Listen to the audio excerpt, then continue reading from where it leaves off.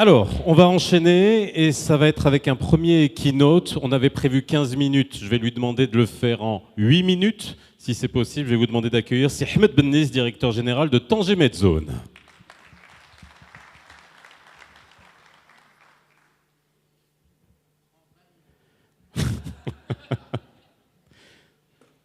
C'est ça la dichotomie. Hein. On va arriver là.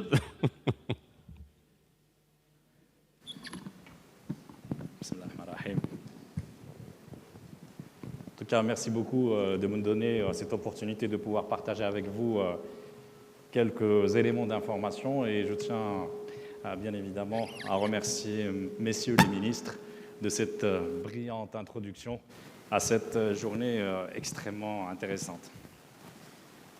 Alors, si vous voulez, aujourd'hui, j'aimerais d'abord vous parler de ce qu'a réalisé l'Agence spéciale Tanger Med ces dernières années. Aujourd'hui, l'Agence spéciale Tanger Med s'est fortement investie pour accompagner des projets industriels structurants qui renforcent aujourd'hui la position du Maroc dans les chaînes de valeur au niveau mondial. Et ceci se traduit aujourd'hui par le déploiement de plans d'action stratégiques qui ont d'abord pour objectif d'attirer des investissements à forte valeur ajoutée. C'est ce que nous faisons aujourd'hui avec le ministère de l'Industrie, avec le ministère de l'Investissement et avec les autres autorités marocaines. Mais bien sûr, notre principale volonté, c'est de créer aussi de l'emploi et d'encourager l'innovation dans différents secteurs. Actuellement, notre réserve foncière, en tout cas celle qui est dédiée aux zones d'accélération industrielle, elle est de 5 000 hectares et 3 500 hectares sont déjà opérationnels et accueille aujourd'hui pas moins de 1 300 multinationales qui opèrent dans les secteurs de l'automobile, de l'aéronautique, du textile, de l'agroalimentaire et bien d'autres. Alors aujourd'hui, ces entreprises ont réalisé pas moins de 15,5 milliards de dollars en volume d'affaires courant de l'année 2023. C'est un chiffre extrêmement important et ça dénote de l'engouement que la région Tanger Med a pu réaliser. Et surtout, ces entreprises ont créé pas moins de 110 000 emplois. C'est les compétences marocaines, c'est les travailleurs marocains qui travaillent tous les jours dans nos zones d'activité. Le pôle industriel de Tanger Med a pu tout simplement créer un écosystème industriel dynamique qui contribue au renforcement de la compétitivité de ces entreprises à l'international, et ce grâce à des infrastructures de qualité, donc vous pouvez le constater. Il y a aussi l'intégration avec le complexe portuaire et les synergies qu'on a pu créer entre la logistique et l'industrie, la logistique étant un levier extrêmement important pour le développement industriel. Le port Tanger Med aujourd'hui fait partie des grands de ce monde. On est classé 19e au niveau mondial et c'est une grande fierté pour le Maroc et pour l'Afrique. Nous rappelons aussi comme troisième élément l'importance de ce guichet unique qui nous rapproche aujourd'hui avec ces investisseurs et qui nous permet d'accélérer et de digitaliser l'ensemble des procédures administratives et techniques.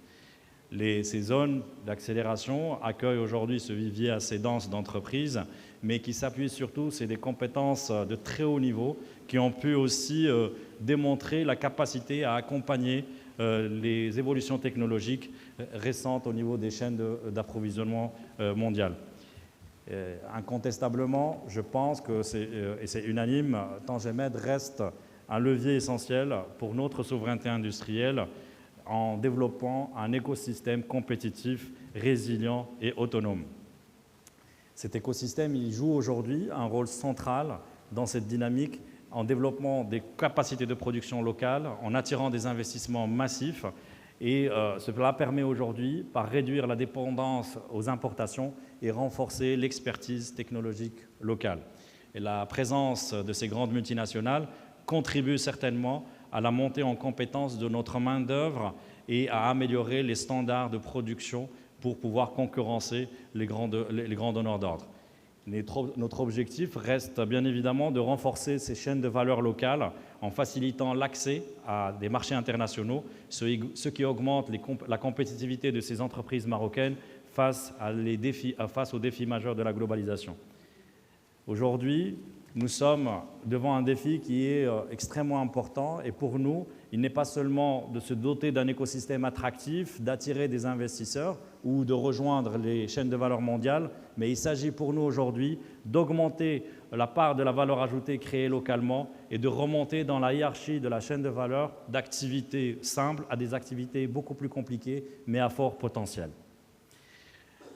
Avec un contexte caractérisé par des évolutions et des ruptures technologiques extrêmement importantes, l'enjeu de notre souveraineté industrielle est tributaire aussi de notre capacité à conforter une concurrence ou à confronter une concurrence qui émane d'acteurs internationaux beaucoup plus avancés que nous. Et pour conforter cette ambition, nos actions devraient s'appuyer sur 5 axes majeurs. En tout cas, c'est notre perception.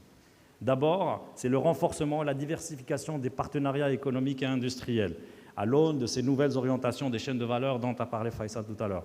Et l'objectif pour nous, c'est de tirer profit d'une meilleure exploitation de cette complémentarité dans les chaînes de valeur industrielles et des potentialités offertes dans le cadre des accords de libre-échange que le Maroc a signés avec plus de 57 pays. Le deuxième axe, c'est ce positionnement stratégique du Maroc sur les corridors logistiques internationaux. Et la compétitivité, la productivité et l'efficacité aujourd'hui résident dans notre capacité à moderniser et à structurer le secteur de la logistique qui, comme je le disais tout à l'heure, aujourd'hui est un levier, est un pilier pour le développement industriel. L'avantage concurrentiel d'une activité industrielle dépend aussi et surtout de la maîtrise technologique de l'outil de production, mais bien évidemment de la performance logistique et la capacité à accéder à des marchés cibles rapidement, efficacement et bien sûr à des coûts très compétitifs. Le troisième axe, et on n'en a pas beaucoup parlé, c'est le renforcement des échanges avec l'Afrique dans le contexte de l'AZLECA.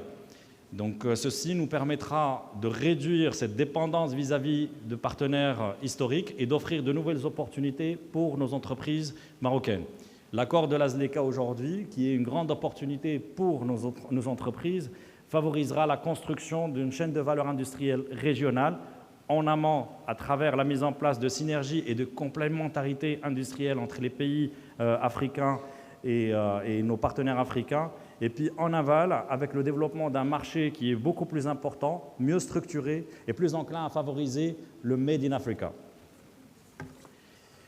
Le quatrième axe, et je vais bientôt conclure, donc la diversification des ressources énergétiques. Les ressources énergétiques étant un enjeu majeur aujourd'hui pour pouvoir répondre à ces exigences de transition énergétique et qui nous permettra de contribuer et stimuler la croissance et le développement des énergies renouvelables. Cette vision permettra d'emblée, d'une part, de réduire cette dépendance étrangère quant aux énergies fossiles et la promotion d'un écosystème durable et décarboné. Dernier axe, c'est la digitalisation et nous sommes tous d'accord que la vulgarisation de l'utilisation des nouvelles technologies est bien évidemment un levier de croissance, de création de richesses et contribuera certainement à l'amélioration des compétences à travers l'accessibilité de l'outil digital à une fraction beaucoup plus large de notre population. Notre souveraineté industrielle implique donc un positionnement fort au sein des chaînes de valeur mondiales en s'appuyant sur les potentialités qu'offre aujourd'hui le Maroc, qu'offre aussi Tanger Med en tant que hub portuaire, logistique et industriel. Nos efforts à nous tous, conjugués, sont indispensables pour assurer non seulement une croissance économique durable, mais aussi une autonomie stratégique, et ancrant ainsi le Maroc dans une trajectoire de développement industriel attractif, robuste et autonome. Donc voilà pour ma part. Merci. Merci beaucoup, Sibnis. Merci.